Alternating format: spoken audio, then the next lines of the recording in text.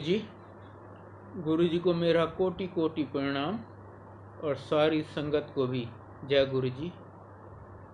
ये मेरा सौभाग्य है कि आज मैं फिर आपके साथ सत्संग कर रहा हूँ। आज मैं आपको बताता हूँ कि मैं गुड़गांव कैसे कब क्यों आया।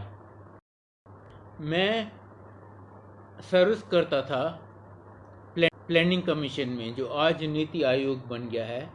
मैं गवर्नमेंट ऑफ इंडिया का एडवाइज़र था।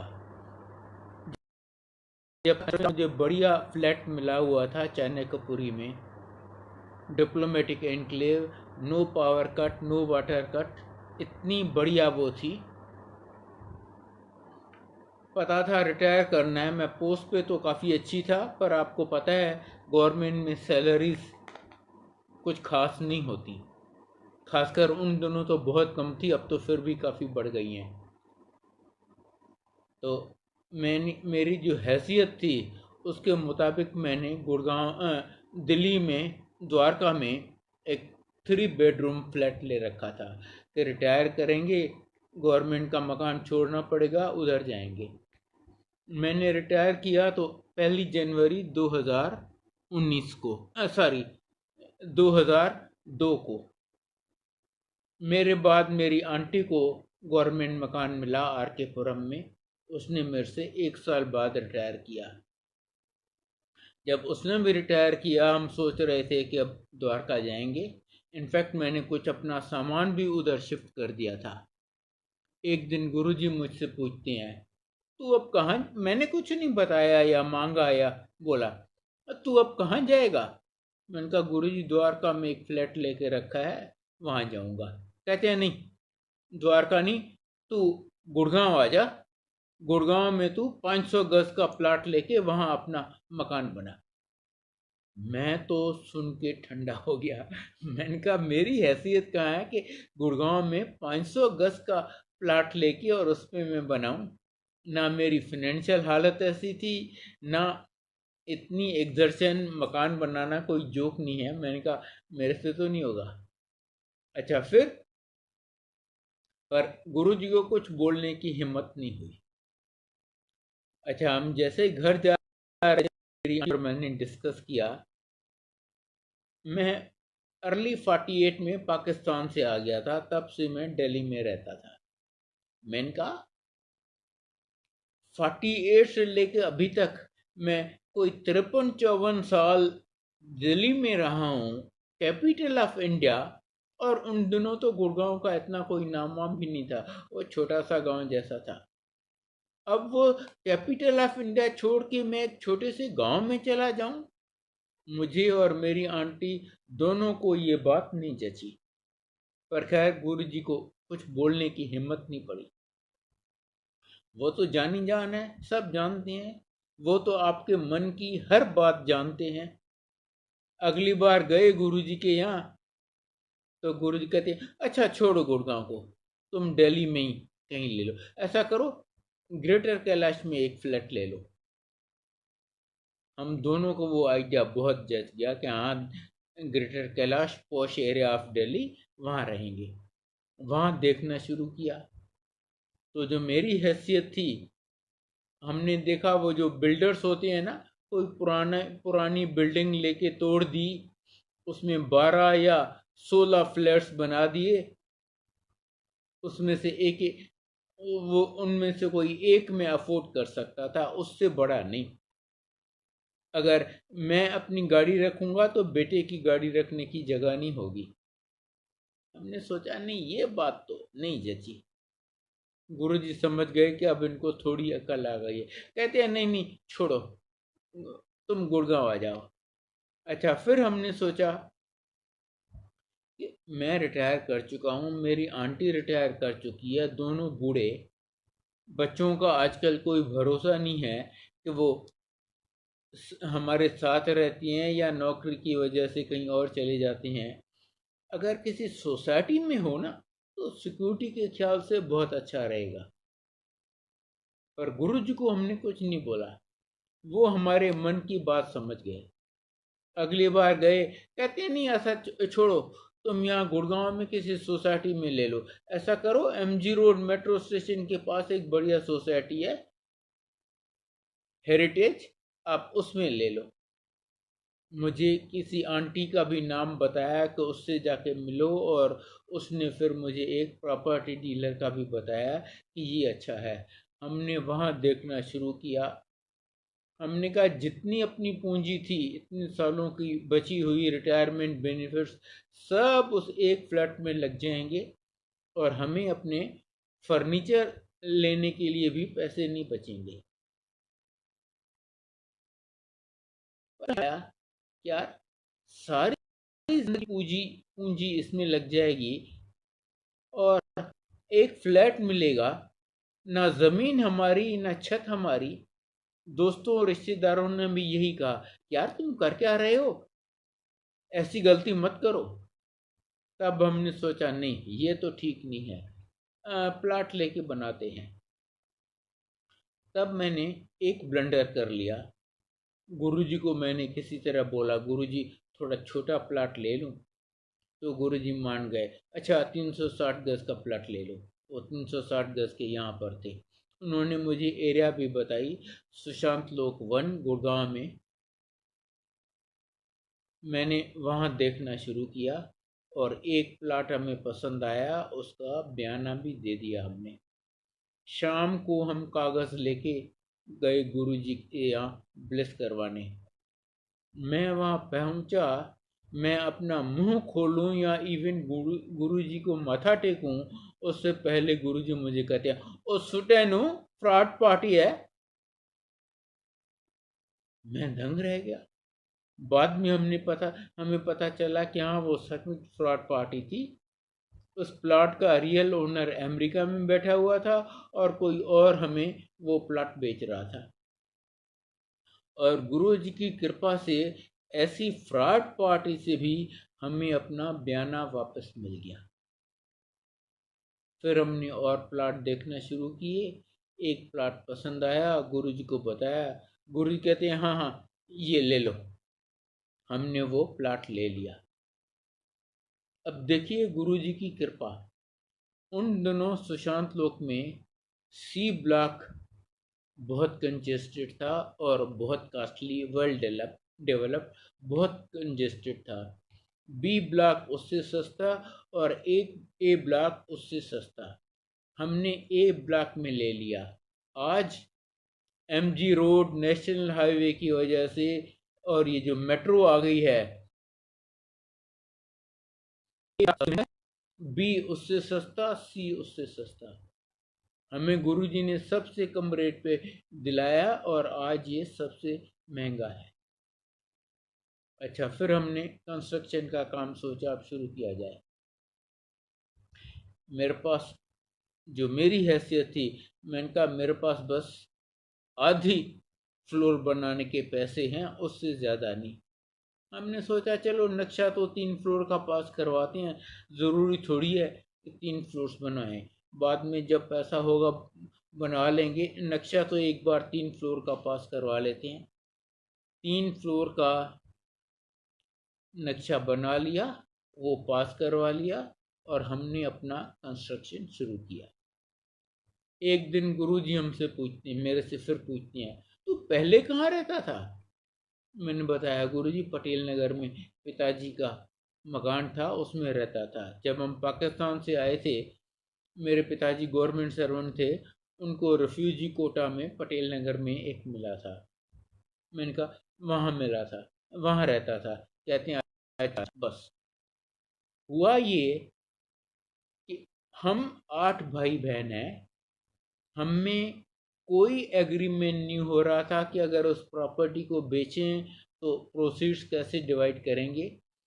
कोई भाई सिस्टर्स को शेयर नहीं देंगे, उनको तो पिताजी ने डाउरी दी थी। कोई कहता नहीं नहीं, उनको भी देना चाहिए। मेरे पिताजी की डेथ हुए 25 साल से ज़्यादा हो गए थे। फिजिकल पोजीशन मेरे एक छोटे भाई के पास था, और वो ऐसा हीरो था। कहता है तुम शेयर की बात कर रहे हो, तुम इस मकान में पैर तो रख के दिखा दो। मुझे कोई उम्मीद नहीं थी कि कब सेटलमेंट होगा, कब मुझे उससे कुछ पैसे मिलेंगे। पर जो गुरुजी ने सिर्फ मेरे से इतना पूछा कि पहले कहाँ रहते थे, उन्होंने उस मकान को ब्लेस कर दिया। और सून इनफ सब भाई बहनों में फैसला हो गया कि अगर ये मकान बेचे तो पैसे ऐसे डिसाइड करेंगे। मेरी सबसे बड़ी सिस्टर बॉम्बे में रहती है, वो दिल्ली आई हुई थी। वो मुझे फ़ोन करती है कि ये मकान बेच रहे हैं क्या, बेच दिया है? बयाने में से तुम्हारी फर्स्ट इंस्टॉलमेंट 5 लाख की कल अपनी छोटी बहन जिसकी यहाँ वो रुकी हुई थी, वो आनंद विहार में रहती थी, उसके साथ तुम्हें 5 लाख उसकी फर्स्ट इंस्टॉलमेंट भेज रही हूँ बयाने में। सारी वहाँ से पैसे आते गए और मेरा मकान बनता गया। फिर भी 3 फ्लोर्स बनाने के लिए हमारे पास इनफ पैसे नहीं थे।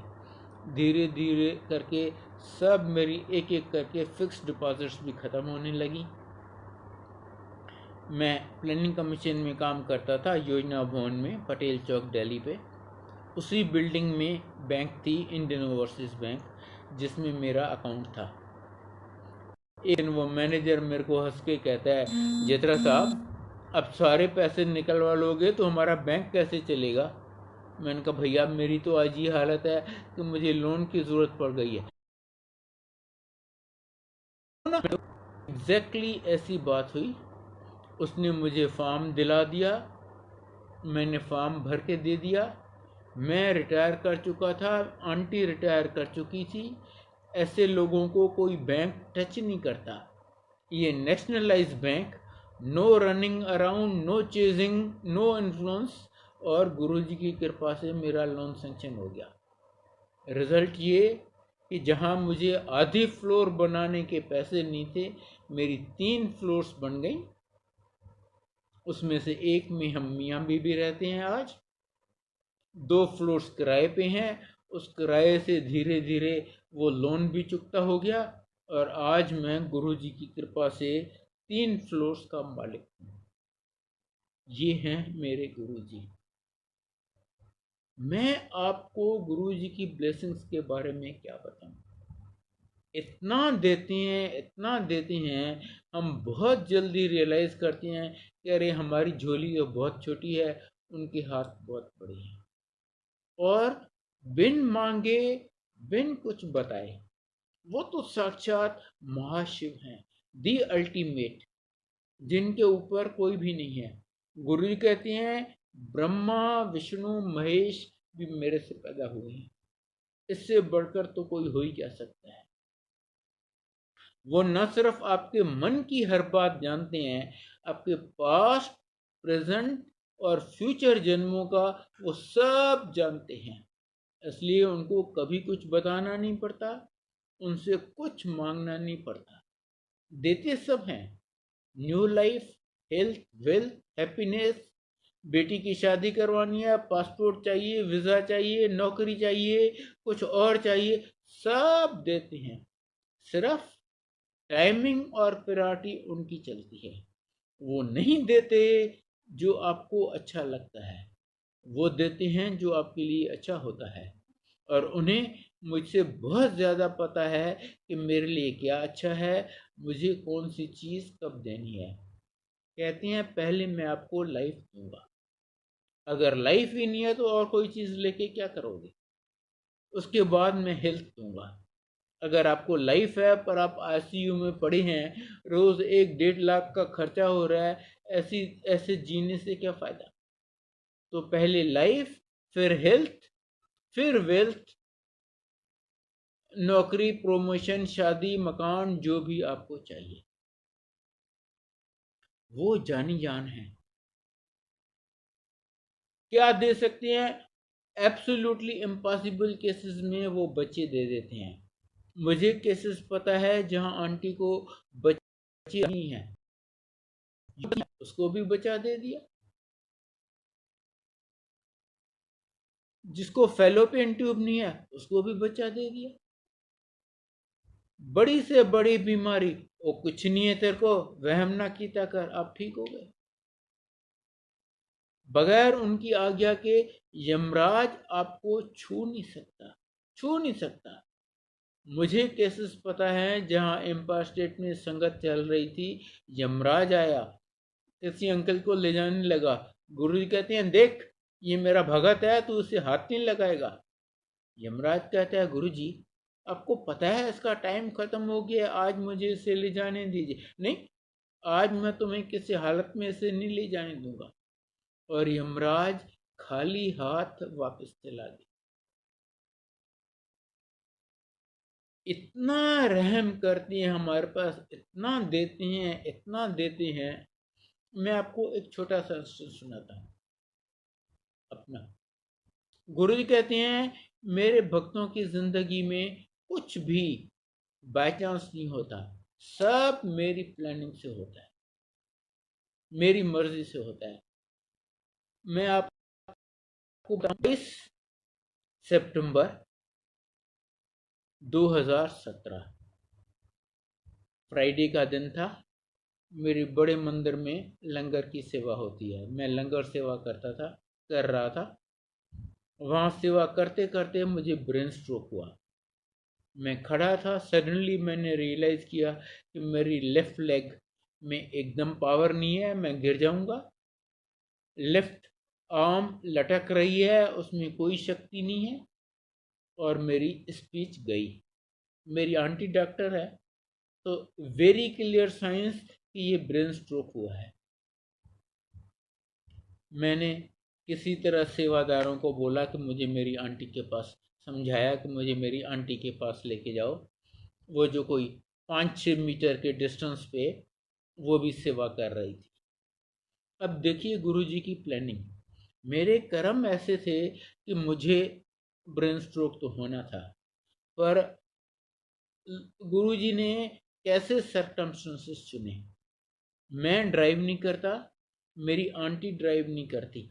अगर और कहीं पर भी मुझे ये हुआ होता तो हम फंस गए होते। जब तक एम्बुलेंस हो जाती, पता एम्बुलेंस आती, पता नहीं क्या हो जाता। पर गुरुजी ने ऐसी जगह पे मुझे ये करवाया जहाँ चारों तरफ मेरे सेवादार हैं, और आप सब जानते हैं वो कितने हेल्पफुल कोऑपरेटिव होते हैं। सेवादार मुझे मेरी आंटी के पास लेके गए, मेरा हाथ पकड़ के। जिस तरीके से मैं चल रहा था, सामने से एक एम्स का रिटायर्ड डॉक्टर आ रहा था। वो देख के समझ गया कि इसको ब्रेन स्ट्रोक हुआ है। गुरु जी की जेब में सार्बिट्रेट और डिस्प्रिन दोनों थे। वो निकाल के मुझे देता है, अंकल ये तो खा लो। मुझे फर्स्ट एड तो वहीं की वहीं मिल गई। 14-15 साल पहले एम्स में बाईपास ऑपरेशन हुआ था। उस डॉक्टर को हमने फ़ोन किया कि भाई इसको ब्रेन स्ट्रोक हुआ है और हम एम्स में आना चाहते हैं इमरजेंसी एडमिशन के लिए। कहता है ऐसी गलती मत करना, यहाँ पर तो इतना रश होता है कोई आपको घुसने ही नहीं देगा। अच्छा होगा किसी अच्छी प्राइवेट हॉस्पिटल में चले जाओ। मेरी आंटी ने सेवादारों को बोला कि अंकल प्लीज़ एम्बुलेंस तो मंगा दो। कहते हैं आंटी क्या बातें कर रही हो, एम्बुलेंस आने में कितनी देर लग जाएगी, हम हैं ना। दो सेवादार फटाफट अपनी गाड़ी लेके आए, और 3 सेवादार, मैं, मेरी आंटी और मेरी बेटी, उन 2 गाड़ियों में निकले। हमने डिसाइड किया फोर्टिस वसंत कुंज में जाते हैं। रात के लगभग 9 बजे थे, नवरात्रे चल रहे थे। छतरपुर रोड पे आप जानते हैं ट्रैफिक का क्या हाल होता है, कितने जैम्स होते हैं क्या। गुरु जी की कृपा से हमें कहीं भी ज़रा सी ट्रैफिक या एक भी रेड लाइट नहीं मिली, और हम फटाफट फोर्टिस वसंत कुंज में पहुंच गए। जैसे ही हम यहाँ से निकले, मेरी आंटी ने बेटों को भी फ़ोन किया कि पापा को ये हुआ है और हम फोर्टिस वसंत कुंज जा रहे हैं। मेरा बड़ा बेटा एंड्रूजगंज में रहता था उस टाइम, वो उसकी आंटी, 2 छोटे बच्चे तैयार हुए। उनको आना था वाया साउथ एक्सटेंशन, जहाँ पर उन दोनों मेट्रो का काम चल रहा था। बहुत जैम्स रहते थे। अरविंदो मार्ग, यूसुफ सरा मार्केट, सारा नटोरियस फॉर ट्रैफिक जैम्स। गुरुजी की कृपा से उसको भी कहीं भी ज़रा सी ट्रैफिक या रेड लाइट नहीं मिली। इनफैक्ट वो हमसे पहले पहुंच गया। और जब तक हम पहुंचे वो हॉस्पिटल के इमरजेंसी गेट पे स्ट्रेचर और सिस्टर्स लेके हमारे रिसेप्शन के लिए खड़ा था। मुझे ये अंदर ले गए फटाफट। मेरा एक कहती हैं जी हाँ, ब्रेन स्ट्रोक तो हुआ है, पर छोटा सा क्लॉट था, वो मूव कर गया था, हम उसको लोकेट नहीं कर पा रहे, पर आप खतरे से बाहर हैं। और तब तक एवरी मिनट मैं बेटर बेटर और बेटर फील कर रहा था। कहते हैं जी चलो हम आपको 4-5 दिन के लिए अंडर ऑब्जर्वेशन रखते हैं, आपको आईसीयू में एडमिट कर देते हैं। हमने सोचा मैं इतना बेटर फील कर रहा हूँ, मैं खड़ा रह सक रहा हूँ, और ये मुझे आईसीयू में रखेंगे, ये तो लूटने वाली बात हो गई। हमने कहा नहीं, हमको एम्स में ज़्यादा विश्वास है, हम एम्स जाएंगे। अगेंस्ट मेडिकल एडवाइस डिस्चार्ज करवा लिया और हम एम्स गए, जहां हमें वार्न किया गया था कि यहाँ आप घुस नहीं सकोगे। बेटे की गाड़ी में हम एम्स गए। उन्होंने इमीडिएटली मुझे अटेंड किया, एक आध और टेस्ट किया, कंफर्म किया कि हाँ ब्रेन स्ट्रोक तो था, पर आप खतरे से बाहर हो। 2-2.5 घंटे के बाद मुझे कहते हैं अंकल इमरजेंसी वार्ड में एक बिस्तरा खाली हो रहा है, आप वो बिस्तरा ले लो। गुरुजी की कृपा से मुझे वो बिस्तरा भी मिल गया। मैं वहाँ एडमिट हुआ। सैटरडे को मेरा एक का टेस्ट और हुआ, सब ठीक। संडे को बोलते हैं जी आज तो कोई डॉक्टर, सीनियर डॉक्टर आएगा नहीं। मैंने कहा फिर हम यहाँ क्या करेंगे, हमें शॉर्ट लीव दे दो। कहते हैं हाँ हाँ। हमने शॉर्ट लीव ले ली और हम बेटे के यहाँ एंड्रूसगंज चले गए, वहाँ पर रहे। अगले दिन सवेरे मंडे मॉर्निंग को फिर यहाँ आए, मेरा एक आध टेस्ट और किया, कंफर्म किया कि हाँ ब्रेन स्ट्रोक था, पर छोटा सा क्लॉट था, वो हम लोकेट नहीं कर पा रहे, आप एकदम खतरे से बाहर हैं, नथिंग टू वरी अबाउट। हाँ, आपके हम 2-3 टेस्ट और करेंगे और आपको फिजियोथेरेपी अच्छी खासी करवानी पड़ेगी 6-8 महीने के लिए, तब आप नॉर्मल लाइफ लीड कर सकेंगे। हमने पूछा ज़रूरी है ये टेस्ट हम यहाँ रह के ही करवाएं? कहते हैं नहीं नहीं, जब मर्जी आके टेस्ट करवा लेना। हमने उसी दिन मंडे इवनिंग को वहाँ से डिस्चार्ज ले लिया। वो टेस्ट मैंने बाद में करवाए। गुरुजी की कृपा से सारे टेस्ट एकदम ठीक आए। फिजियोथेरेपी मैंने एक दिन भी नहीं करवाई और मैं आपके सामने भला चंगा हूँ। इस बात को आज 4 साल होने को आ रहे हैं, मैं एकदम ठीक ठाक, नथिंग टू वरी अबाउट। गुरुजी बैठे हैं ना, डॉक्टरों के डॉक्टर, जो कहते हैं कि मैं शुरू वहाँ पर होता हूँ जहाँ आदमी की सोच या मेडिकल साइंस खत्म होती है। अच्छा, हम मंडे नाइट को वहाँ से डिस्चार्ज हुए।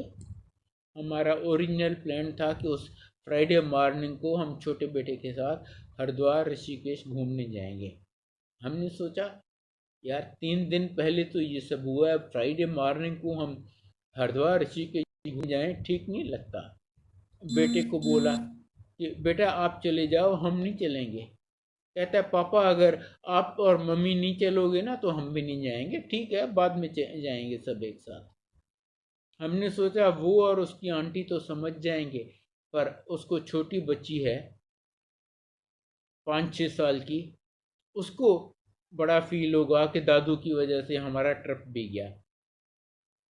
हमने कहा चलो चलो हम भी चलते हैं। फ्राइडे मॉर्निंग को हम ऋषिकेश गए, सारा दिन ऋषिकेश घूमे, सैटरडे को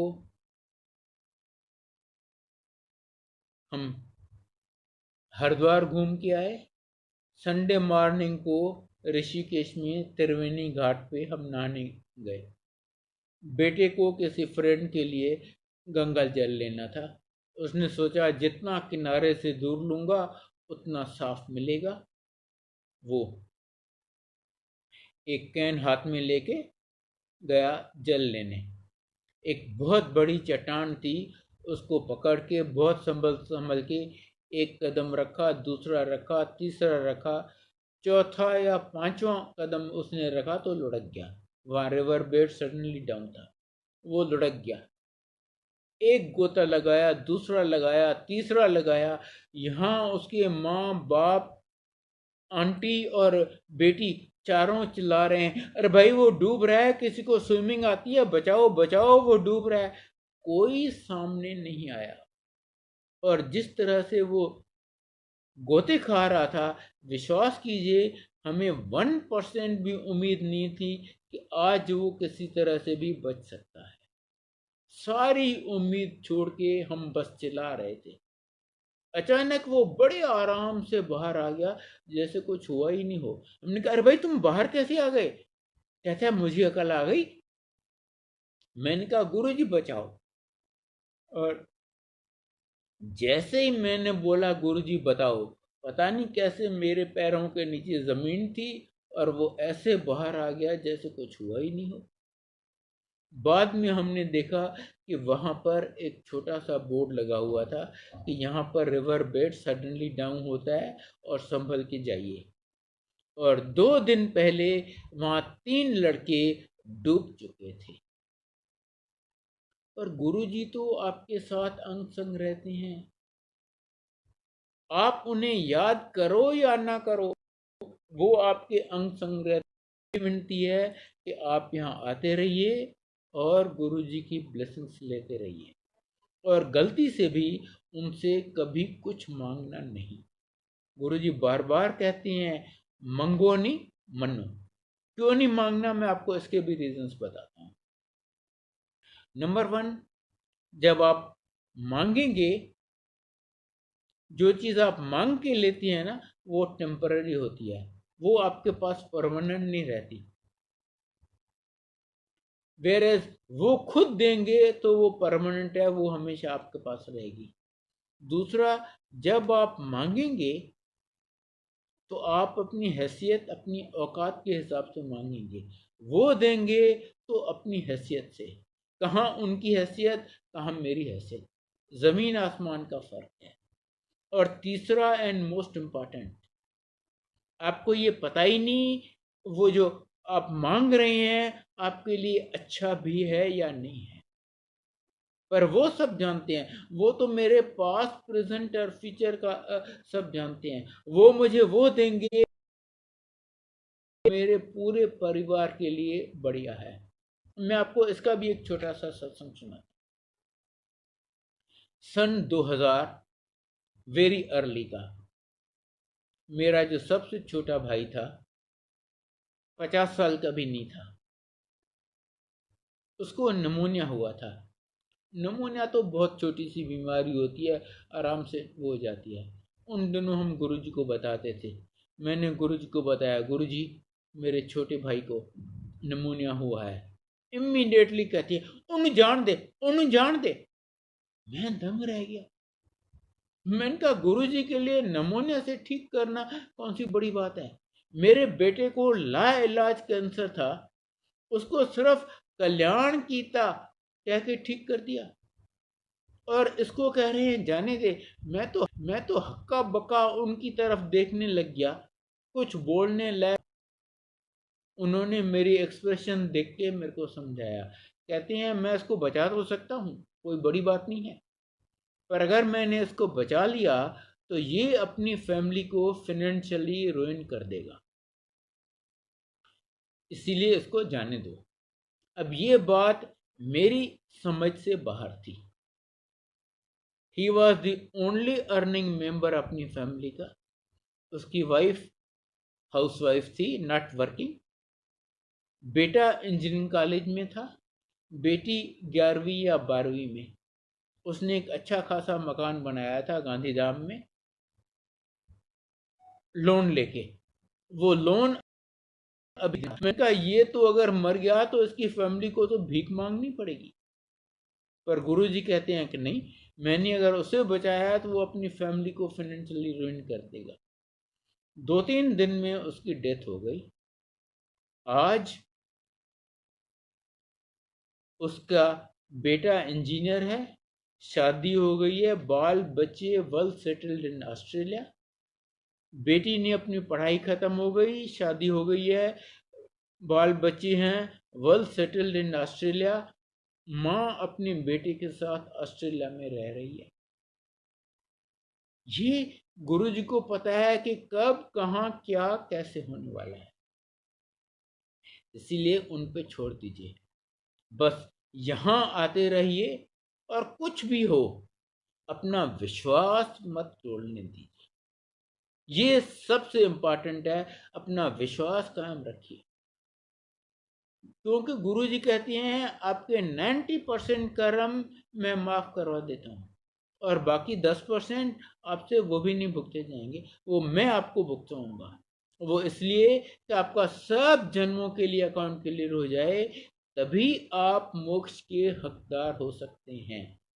इसीलिए अगर वो जो आपको चाहिए वो दे रहे हैं, आपको सुख दे रहे हैं, तो खुश होइए, उनका शुक्राना कीजिए कि वो आपको ब्लेस कर रहे हैं। जो आपको चाहिए वो नहीं दे रहे, आपको तरसा रहे हैं, आपको तकलीफ परेशानी में रख रहे हैं, तो भी उनका शुक्रिया अदा कीजिए। वो आपके कर्म कटवा रहे हैं, आपको मोक्ष का हकदार बना रहे हैं। इसीलिए शब्द आता है, सुख होवे दुख होवे सदा शुक्र बनाओ। बस मेरी आपसे हाथ जोड़ के विनती है, यहाँ आते रहिए, अपना विश्वास मत तोड़ने दीजिए और उनकी ब्लेसिंग्स लेते रहिए।